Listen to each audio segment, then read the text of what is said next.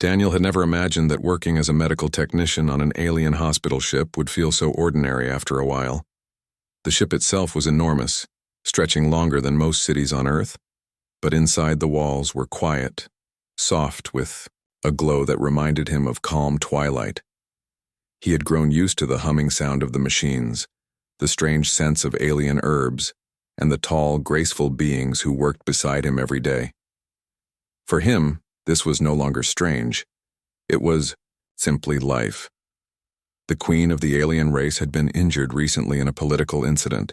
Nobody gave Daniel the full story since humans were still relatively new to this interstellar alliance, but he knew enough.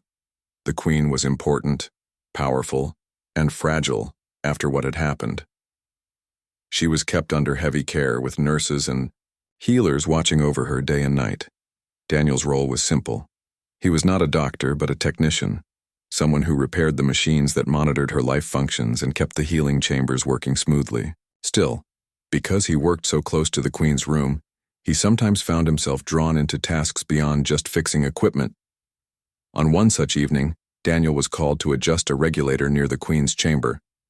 The nurse who requested his help stood tall, almost 2 heads higher than him, her skin a soft silver blue that shimmered faintly in the light. She wore the formal healer's robe, and her movements were calm, precise, almost musical in rhythm. Daniel always found her intimidating, though she had never been unkind. "You must correct the flow here," she said, pointing to a panel with glowing runes. Daniel nodded, pulling out his tools.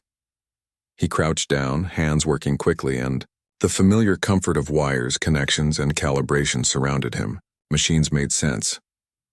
Unlike alien traditions, unlike their politics, unlike the way they always seemed to take his words with such literal seriousness, machines were safe, predictable.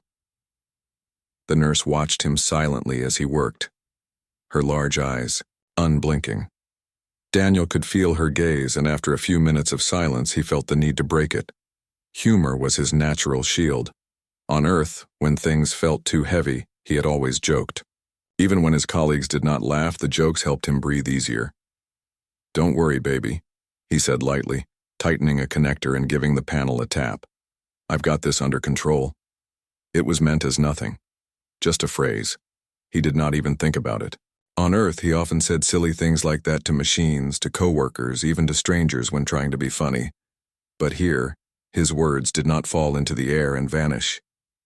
The nurse's head tilted slightly. Her expression shifted, just a flicker, but her lips curved upward into what he recognized as her version of a smile.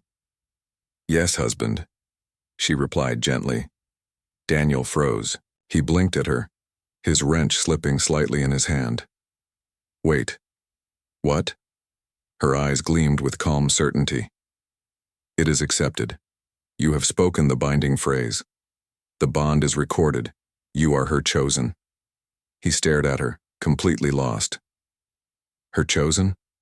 What do you mean? I was just—" But before he could explain, the machine panel beeped softly, signaling that the adjustment was complete.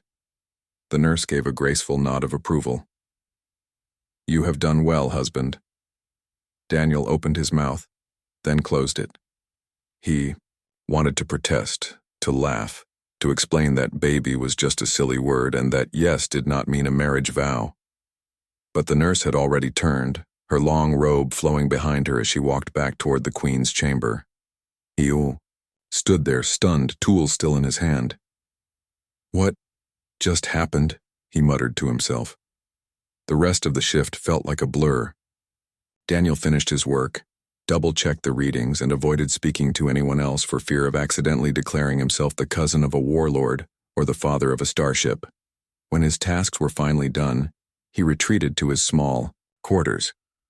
His quarters were plain but comfortable, a narrow bed, a small desk, and a wall screen that could display Earth scenes. He often kept it showing a forest with tall green trees swaying in the wind. Tonight, he sat on the bed staring at those trees, trying to make sense of what the nurse had said. It had to be a mistake. Clearly, something in translation had gone wrong. Humans said things they did not mean all the time.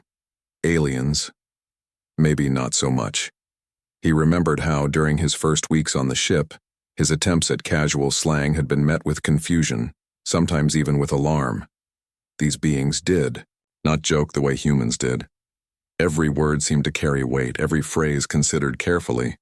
He had thought he was learning how to adjust, but now he realized just how fragile the bridge of understanding was. Sleep came slowly, filled with strange dreams. He saw himself dressed in golden robes, standing beside a tall, luminous queen whose face he could not see. The nurse stood beside them, smiling knowingly. Alien crowds cheered. He tried to explain it was all a joke, but his voice was lost in the roar. The next morning, Daniel walked through the corridors as usual, carrying his toolkit. At first, nothing seemed different, but then he noticed something odd. An alien orderly, passing him, lowered his head slightly, a gesture Daniel had seen before only when they addressed high-ranking officials. Daniel blinked, unsure if he had imagined it. A moment later, another nurse greeted him with a formal phrase that sounded far too respectful for a simple technician. He felt a prickle at the back of his neck. By the time he reached the Queen's chamber, the feeling had grown stronger. 2 guards at the entrance stood straighter as he approached. One of them inclined his head.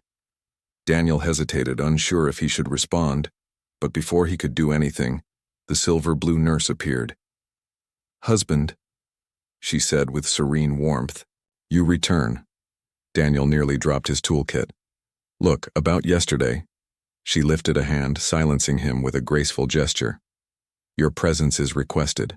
And with that, she led him into the chamber. The Queen lay resting on a raised platform, her body surrounded by faint streams of light that flowed from healing devices. She was taller than the nurse, her form more radiant, her features both alien and oddly beautiful. Her eyes were closed, her breathing slow and steady. Daniel had seen her only from a distance before. Now, being led so close felt overwhelming. He swallowed, shifting his weight nervously. The nurse guided him to stand beside her. "You have spoken," she said softly, "and the bond is honored. You are recognized now as consort." Daniel's heart thudded. Consort? That sounded far too official. He opened his mouth to protest again, but the nurse's expression was calm, unshakable. Words failed him. For the rest of the day, Daniel moved in a haze. Every alien he passed seemed to look at him differently. Some with curiosity, some with respect. Nobody treated him as just a technician anymore. He wanted to tell them all it was a mistake, but the words stuck in his throat. How could he even begin to explain human humor, sarcasm, or the casual way people on Earth threw around words like baby or yes, without meaning anything by them? That night, lying awake in his quarters, Daniel realized one thing with certainty. A joke had gone far beyond a joke. He was caught in something much larger now, and there was no easy way out. Daniel woke with a heavy feeling in his chest. His small room on the ship felt different this morning, though nothing had changed in its design. The walls still glowed with soft blue light. The bed still hummed faintly with the warmth of the ship's systems, and the screen still showed the endless trees of an earth forest swaying in the wind. Yet he knew the world outside his door was not the same anymore. When he stepped into the corridor, he immediately noticed the stares. They were not hostile, not even unfriendly, but they were not the usual casual glances of coworkers either. The aliens he passed moved slightly to the side to give him more space, their heads tilted downward in small, respectful nods. One even lifted a hand in a formal greeting he had only ever seen during ceremonies. Daniel forced a smile, nodding, back awkwardly, but inside he felt a knot forming in his stomach. The truth of it pressed on him. His words from yesterday had been taken as a declaration. The nurse had believed him. The others now believed him too. In their eyes, he was no longer a simple technician from a distant planet. He was something else, something far more complicated. By the time he reached the cafeteria, Daniel was already exhausted from the attention. He grabbed a tray of food, something that looked like soft bread but tasted faintly of fruit, and sat at an empty table in the corner. Usually this was where he could eat quietly and blend into the background. But not today. Two young alien attendants approached him carrying their own trays. They sat opposite him, smiling politely. Daniel gave them a nervous nod. "Morning," he said. One of them spoke, her voice soft but formal. "Consort, it is an honor to share a meal with you." Daniel almost choked on his bread. He waved his hand quickly. No, I'm not. Consort, I mean. I think you've misunderstood. I'm just a technician. I fix machines, that's all." The two attendants exchanged a look, their large eyes blinking slowly. To them, his denial seemed not like rejection, but humility. The second one smiled. "Your modesty is noble. The bond strengthens the queen already." Daniel groaned inwardly. This was impossible. The more he tried to correct them, the more they twisted his words into some cultural virtue. He forced a small laugh and decided to change the subject. "So, how's the food today?" They eagerly explained the nutritional value of the meal, clearly happy to sit with him. Daniel nodded along, barely tasting what he ate. His thoughts circled around one truth. This was getting worse by the hour. Later, as he returned to the medical wing, he noticed more signs of change. His work badge no longer opened the technician's entrance. Instead, the guards at the main chamber bowed and allowed him to pass without scanning it. Inside, his small workstation near the machines had been moved closer to the Queen's platform, as if he was now meant to remain near her. The silver-blue nurse was waiting for him, her calm face glowing faintly in the chamber's light. "Husband?" she said warmly. "The Queen rests, but she feels your presence." Daniel rubbed his forehead. "Listen, about that. I think there's been a big misunderstanding. On my world, when I said those words, it was just a joke. I wasn't making a promise, I wasn't—" The nurse tilted her head, watching him silently. Daniel stumbled on his explanation, feeling foolish. "It's just, humans sometimes say things we don't mean literally. We use words to make each other laugh or to make things feel less heavy." She listened without interrupting. When he finally stopped, she said softly, "You speak of jest? We do not know this way, but perhaps it is your nature. Perhaps this is why the Queen chose you, to bring lightness even in darkness." Daniel's mouth opened, then closed. How could he argue with that? He sighed, shoulders slumping. "I didn't mean to cause all this trouble." Her smile deepened. "You cause no trouble. You bring honor." And with that, she guided him to stand beside the Queen once more. The Ice Queen remained unconscious, her body still healing. Yet somehow Daniel felt the weight of her presence. He stood awkwardly at her side, unsure what he was supposed to do. The nurse gestured gently. "Speak to her. She will hear." Daniel hesitated. "What should I say?" "Anything," the nurse replied. "Your voice carries strength." Daniel looked down at the Queen. Her features were serene, her chest rising and falling with steady breaths. He cleared his throat. Hello, Your Majesty. I'm Daniel. I don't know if you can hear me, but I hope you're healing well. The machines are working fine now, so you don't have to worry. Everything's under control." He felt ridiculous talking to someone who could not answer. Yet the nurse nodded approvingly as though his words were important. Daniel scratched the back of his neck, then added softly, "I guess I'll be around for a while, so get better soon, okay?" The nurse smiled again, as if she had just witnessed something profound. Daniel sighed, realizing that every casual word he spoke only seemed to deepen the misunderstanding. Over the next few days, the changes grew more obvious. His quarters were moved to a larger room near the royal wing. Meals were delivered to him with care, each dish selected as though he were someone special. Aliens he barely knew offered him assistance, addressing him with formal titles. When he walked through the corridors, whispers followed him. At first, Daniel tried to correct them, but he soon gave up. Every attempt made things worse. If he said, "I'm not her husband," they would respond with, "Your devotion is clear. You wish only to protect her privacy." If he said, "This is a mistake," they would reply, "Such humility is rare." He could not win.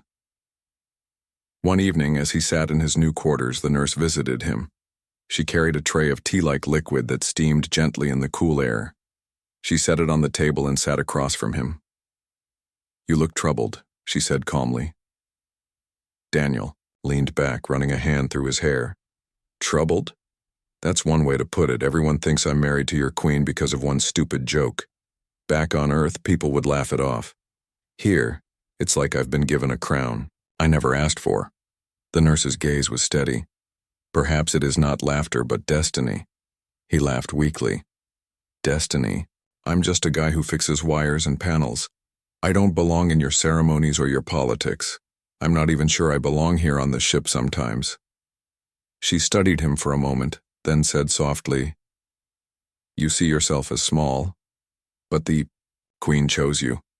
That cannot be small." Daniel wanted to argue again, but the sincerity in her voice made him pause. He sighed, taking a sip of the tea. It was sweet, calming. "On my world," he said quietly, "marriage means something very serious. It means a promise for life. It's not something we say by accident. That's why this feels so wrong. I didn't mean it." The nurse nodded slowly, as if considering his words. "Perhaps our meanings are different, but meaning is not always in words. Sometimes meaning is in action, and your actions already show care. You repair what is broken. You speak with kindness. You remain by her side." Daniel stared into the cup, unsure how to respond. He felt trapped between two worlds, misunderstood by one, unable to explain from the other. The nurse stood gracefully, bowing her head slightly. "Rest, husband. Tomorrow you will sit with her again. She grows stronger with you near." As she left, Daniel leaned back in his chair, groaning softly. How had a simple joke spiraled into this? He thought of Earth, of the ease of speaking, freely, of laughter that did not carry such heavy weight. He missed it, and yet a small part of him wondered if maybe, just maybe, there was something more here. Daniel's days began to take on a strange rhythm. He would wake in his new quarters, larger and brighter than before, and walk through the corridors where whispers always followed him. He would eat meals that were brought specially to his table, meals chosen as if he were someone of great importance. And each day, he was guided to the Queen's chamber, where the silver-blue nurse would ask him to sit beside her and speak. At first, he had no idea what to say. He felt awkward, sitting near a ruler who lay silent, her body bathed in soft streams of light from the healing machines. But the nurse insisted his words mattered, that the Queen could hear, even if she could not yet respond. So Daniel talked. He told her about his life on Earth, about the messy streets of his hometown, about his younger sister who always teased him, about the way rain smelled after a long dry summer. He spoke of little things, things that felt safe to share.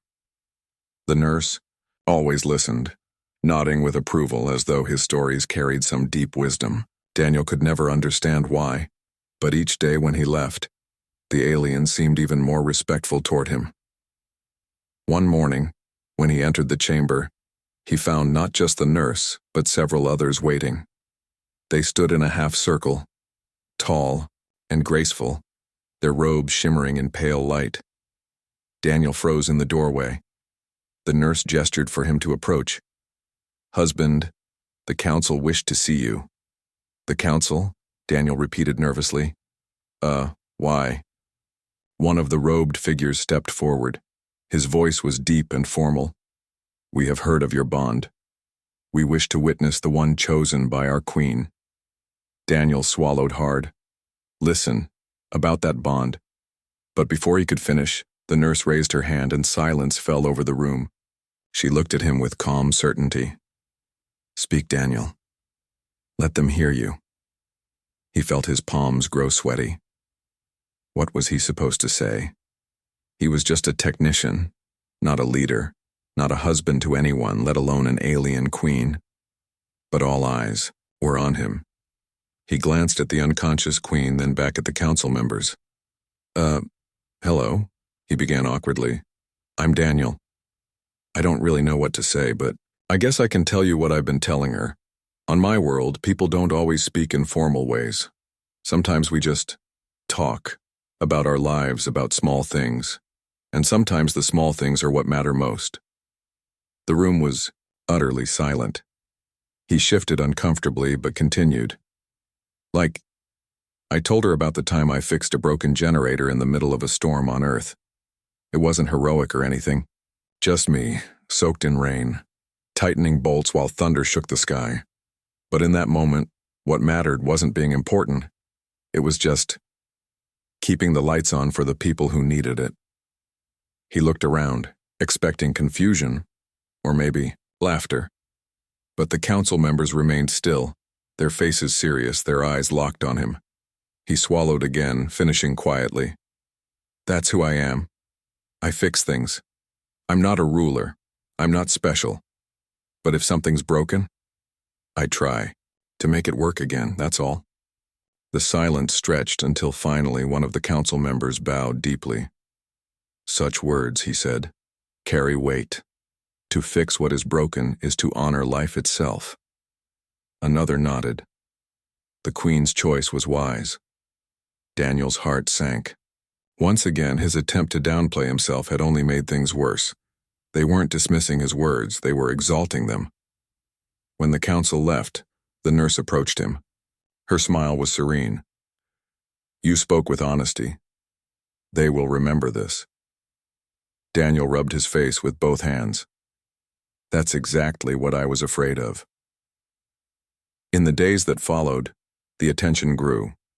He was invited to a ceremonial meal, where long tables were filled with glowing dishes that shifted colors in the light. High-ranking officials sat around him, asking polite but probing questions. What do humans value most, one asked. How do you honor those you love? Asked another. Daniel tried to answer carefully, keeping his words simple.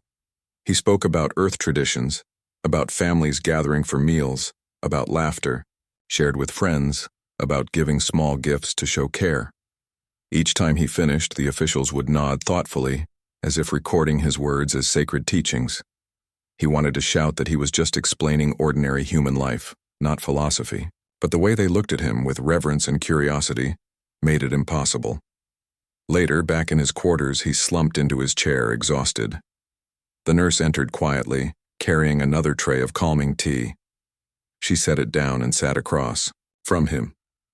You carry yourself well, she said. Daniel groaned. I feel like I'm living in a play where everyone thinks I'm the lead actor, but I never agreed to the role. They ask me questions, they bow, they treat me like I'm more than I am. The nurse tilted her head. Do you not see yourself as more? He laughed bitterly. I see myself as exactly what I am, a technician who got here by accident. I didn't mean for any of this to happen. I just made a joke. She studied him carefully. Your people must be strange indeed if words of jest can carry such power. Daniel leaned forward. That's the thing. On Earth we use jokes to make life lighter, to handle pressure, to survive hard days. A joke doesn't always mean what it sounds like. It's like turning heavy stones into feathers just for a moment. The nurse's eyes softened. Perhaps that is your gift, to turn weight into lightness, to make what is heavy easier to carry. Her words lingered in his mind long after she left. He had never thought of jokes that way, but maybe she was right. Maybe humans did have something different to offer. Still, the pressure of his new role grew heavier. Everywhere he went, aliens watched him. Some admired him, others whispered doubts. He overheard one group in the corridor saying, "He is small, fragile. How can he stand beside her?" Another replied, "Perhaps that is his strength, to be small yet chosen." Daniel quickened his pace, pretending not to hear. But inside he felt torn. He wanted to correct them, to tell them the truth, yet a part of him feared what would happen if he did. What if admitting it was all a mistake insulted their queen? What if it caused more harm than good? One night, restless and unable to sleep, Daniel wandered the quiet halls of the ship. He found himself back near the Queen's chamber. The nurse was there, watching over her. She glanced up as he entered. "You cannot sleep," she said softly. Daniel shook his head. Too many thoughts. He stepped closer to the Queen, watching her breathe. For a long time he said nothing. Then he whispered, "Why me? Of all the people here." "Why me?" the nurse answered, though her gaze remained on the Queen. "Because sometimes the universe chooses not the strongest, but the one who sees differently, and you, Daniel, see differently." Daniel closed his eyes, feeling the weight of those words. He had never asked for this. He had never wanted it. Yet here he was, caught in a bond he did not understand, surrounded by expectations he could not escape. And deep inside, a quiet voice whispered a question he did not dare to answer yet. What if this misunderstanding was not an accident at all, but the start of something he was meant to face? Daniel had been on the alien hospital ship for weeks now, yet each day felt more unreal than the last. What had begun as a joke had turned into something much larger. He was no longer just a technician who fixed machines. He was the Queen's consort, at least in the eyes of everyone around him. And no matter how many times he tried to explain that it was a misunderstanding, no one believed him. They saw humility instead of denial, wisdom instead of confusion. But soon Daniel began to notice a new change. Not everyone looked at him with admiration anymore. Some of the glances he received in the corridors were no longer warm or curious, but sharp, calculating, even suspicious. Whispers followed him everywhere, and though he could not understand every alien word, he felt the shift in tone. One afternoon, the silver-blue nurse confirmed his fears. She found him in his quarters, where he sat with his head in his hands, staring at the glowing wall screen that displayed a calm earth forest. "There is unrest," she said quietly as she entered. Daniel lifted his head. "Unrest? Some doubt the Queen's choice," she explained, her voice soft but firm. "They question how a human, small and fragile, can stand as her consort. They say the bond is weak." Daniel groaned. "Great. Just what I needed. First they treat me like some kind of saint, and now half of them think I'm a mistake." The nurse placed a tray of tea on the table and sat across from him. "This is not unusual. When bonds are new, they are tested. You must show them your worth." He gave a hollow laugh. "Show them? What do they expect me to do, lift a starship over my head? I can't fight. I can't command armies. I'm just me." She tilted her head, studying him. "Perhaps that is enough." Daniel rubbed his forehead. "It never feels like enough." The next day, he was summoned to a gathering in the great hall of the ship. It was the largest room he had ever seen, its ceiling arched high above with glowing lights that resembled constellations. Rows of alien officials filled the space, their robes shimmering with colors that shifted like water.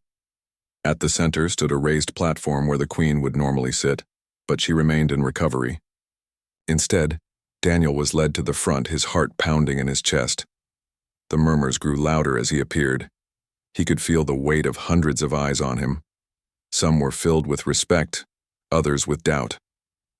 One of the council members stepped forward. His voice was deep, echoing through the hall. "Human Daniel, you have been accepted as consort by the Queen's healer, but questions remain. How can one such as you stand beside our ruler? What strength do you offer?"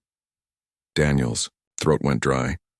He wished he could vanish, wished he could return to the quiet life of repairing machines where nobody cared about his words, but now all he had was his voice. He swallowed hard and began. "I know what you're thinking. I'm not like you. I'm smaller. I don't have your strength or your long lifespans or your wisdom from centuries of tradition. I'm just a human from a world that only recently joined the stars."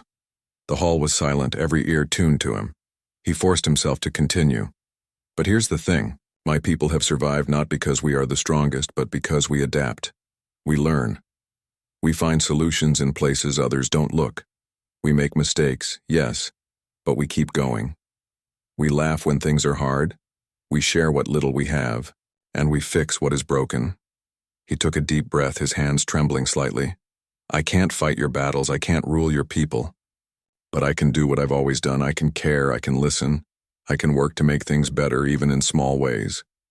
Maybe that doesn't sound like much, but sometimes small things change everything. For a long moment, the hall remained silent. Then a ripple of murmurs passed through the crowd. Some nodded thoughtfully, others frowned, unconvinced. The council member spoke again. Words are light, but actions are stone. We will see your worth in what you do. Daniel exhaled shakily as the gathering ended. He returned to his quarters, feeling both relieved and anxious. He had spoken from the heart, but he knew it might not be enough. In the days that followed, Daniel found himself under constant observation. Everywhere he went, officials watched him closely as if waiting for proof of his value. At first he felt trapped, unsure of what to do. But then he remembered something his father once told him back on Earth. When you don't know what to do, just start helping with whatever's in front of you. So Daniel helped. When a medical device malfunctioned, he repaired it himself instead of calling for another technician. When a young alien attendant struggled to carry a heavy tray, he stepped in to help. When a group of workers argued over a broken water system, he suggested a simple solution, using his earthborn knack for improvisation. Each time, his actions were small, ordinary. But the aliens watched closely, and slowly their expressions began to change. They saw not a warrior, not a leader, but someone who made things better quietly, without asking for recognition. One evening, the nurse found him repairing a loose connector near the Queen's chamber. She watched him work in silence before speaking. "You are proving them wrong." Daniel looked up, sweat on his forehead. "I'm not trying to prove anything. I'm just doing what I can," she smiled softly. "And that is enough." But the whispers of doubt had not completely vanished. Some still questioned his place. And so a final test was arranged. The council invited him to a ceremonial gathering where disputes between factions would be settled. Daniel was asked to attend, not as a technician, but as the Queen's consort. He felt sick with nerves, but he could not refuse. The hall was filled with leaders from across the empire, their voices sharp with tension as they argued over resources and borders. Daniel sat quietly at first, listening, his heart racing. The arguments grew louder, more heated, until finally, one of the leaders turned to him. "You, human," he said sharply.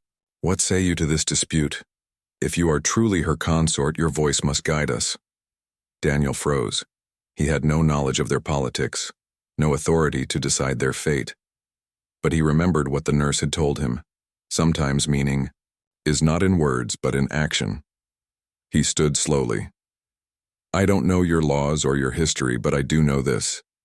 When people fight, it's usually because they're afraid of losing something important.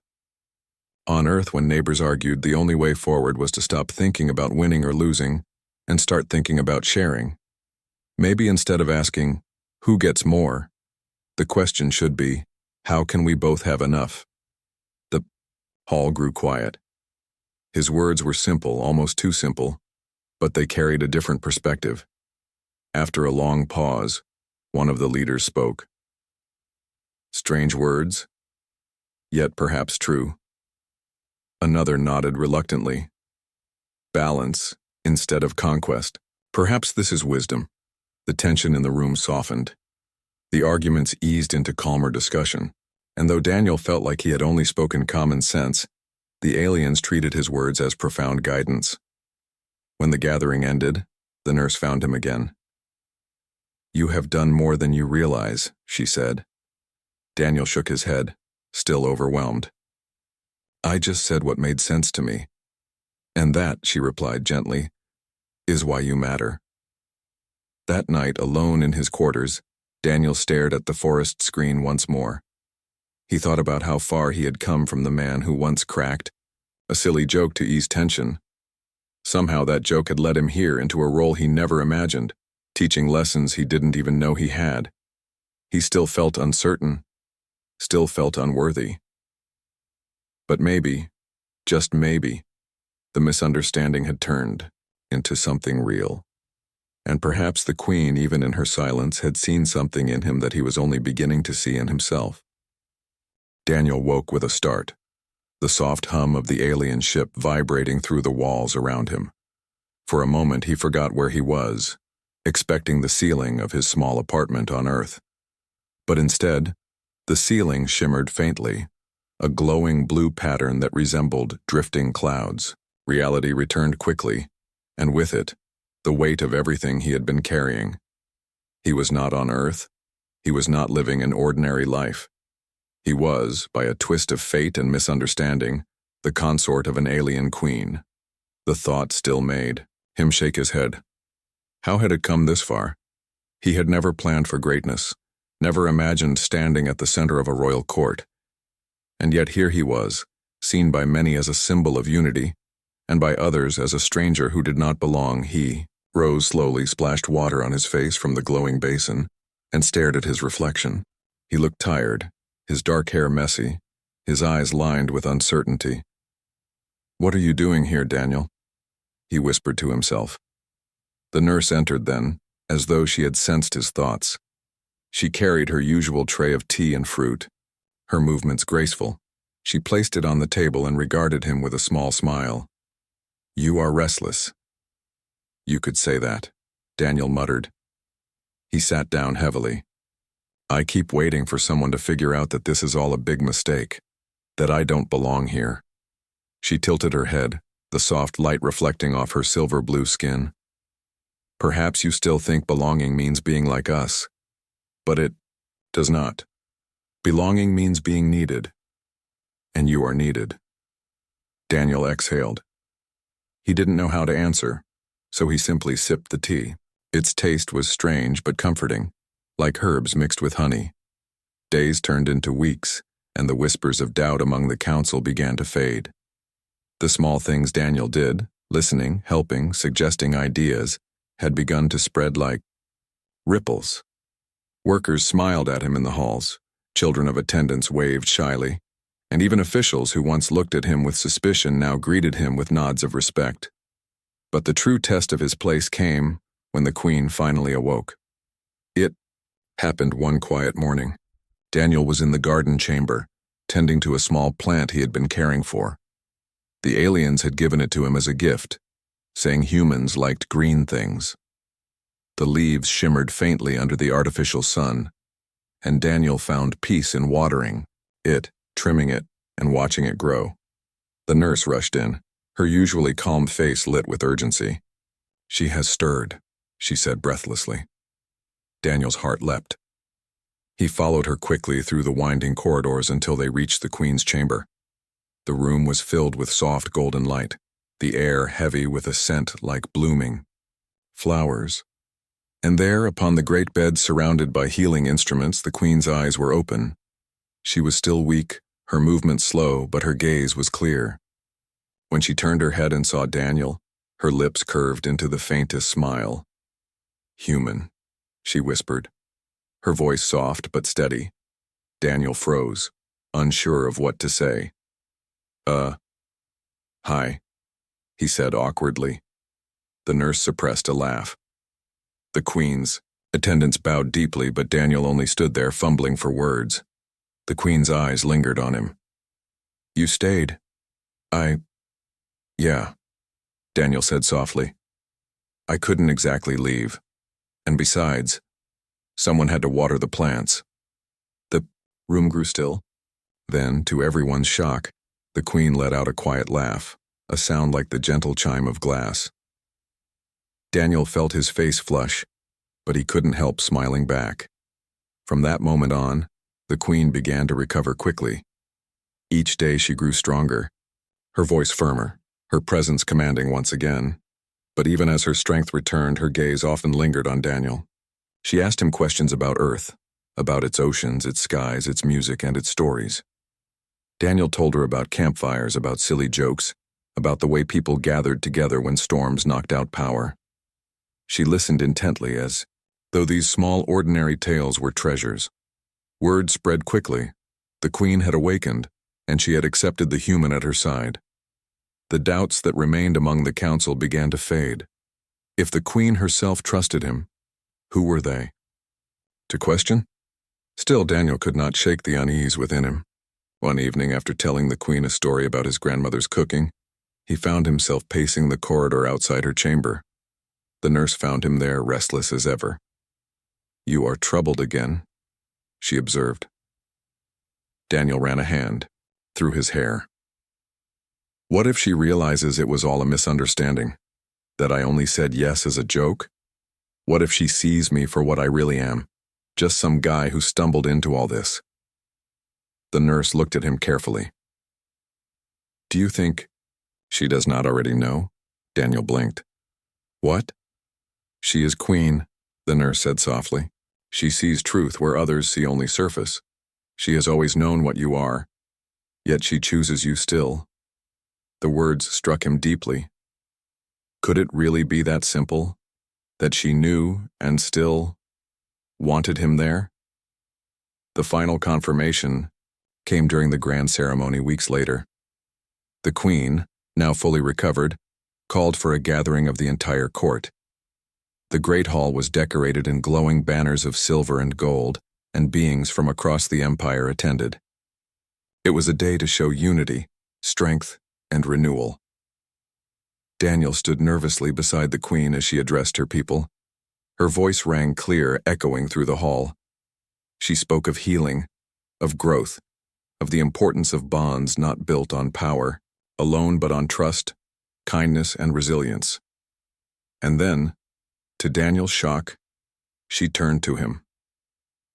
"This human," she said, her voice carrying weight and warmth, "was not chosen for his strength, nor for his lineage, nor for his command of armies. He was chosen because he stayed, because he cared, because he gave without asking, and in his giving reminded us of what it means to lead. He is my consort, not by mistake, but by truth." The hall erupted in a sound Daniel had never heard before, a deep, resonant harmony that vibrated through his chest. It was their way of cheering, a song of approval that filled the air like music. Daniel stood frozen, overwhelmed, his eyes stinging. He wanted to argue, to explain, to confess. But when he looked at the Queen, her gaze was steady, calm, and full of quiet certainty, and in that moment he realized the nurse had been right. The Queen already knew. She had always known. After the ceremony, Daniel found himself alone in the garden again. The stars beyond the glass ceiling glowed softly, and the small plant he had tended had grown taller, its leaves spreading wide. He touched its stem gently, a smile tugging at his lips. The nurse appeared once more as though she had been waiting. "It is done," she said softly. Daniel nodded slowly. "Yeah, I guess it is." "You are home now," she said. He looked around at the glowing walls, the alien stars, the plant that had grown under his care. He thought of Earth, of the life he had left behind, and then of the Queen's laugh, her gaze, her trust. For the first time, he did not feel like an outsider. He felt chosen, and with that thought, Daniel finally let go of the doubt he had carried since the beginning. He may never have intended for any of this to happen, but it had. And maybe, just maybe, it was exactly where he was meant to be. The ship hummed gently around him, carrying him into a future he had never imagined, but one he was no longer afraid to face. He whispered to himself, almost laughing at the memory of how it all began. "Yes, baby." And this time, he meant it.